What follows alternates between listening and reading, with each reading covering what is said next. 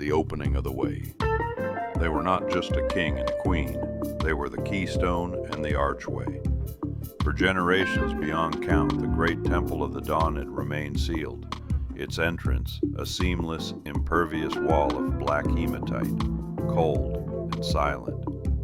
The ancient texts spoke of a day when the path would open again, not by force or by key, but by resonance. Amun and Sanaa stood before it, not as rulers, but as conduits. His armor was not for battle. Its layered plates were harmonic resonators, forged from orichalcum and inlaid with gold.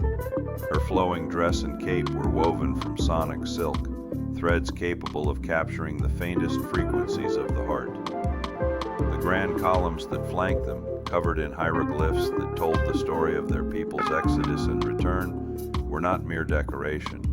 They were the antennae.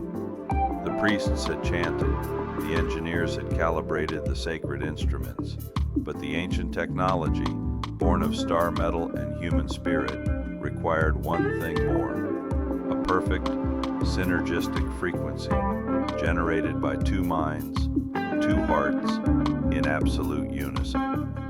They had trained for this their entire lives, not in strategy or statecraft, but in empathy, in vulnerability, in the profound discipline of becoming so attuned to another that their individual energies could merge into a third, more powerful signal. They faced the blank wall, and instead of raising a tool, they joined hands. The contact was electric.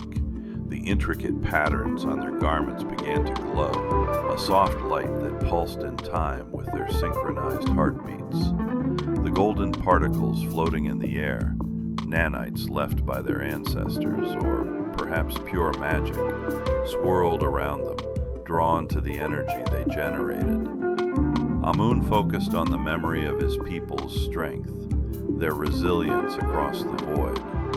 Sanaa focused on the memory of their wisdom, their songs of navigation that guided them home. Together, they did not push or pull. They simply were. And in that state of unified being, they became a living frequency. A deep hum filled the chamber, a note so low it was felt rather than heard. A vertical line of searing gold appeared on the hematite wall, tracing a door that had not been seen in a millennium. With a sound like a sigh from the earth itself, the massive door began to recede, sliding into the floor to reveal not a dark tomb, but a corridor of brilliant, welcoming light. The way was open, not because they had forced it, but because they had finally become the song the door was waiting to hear.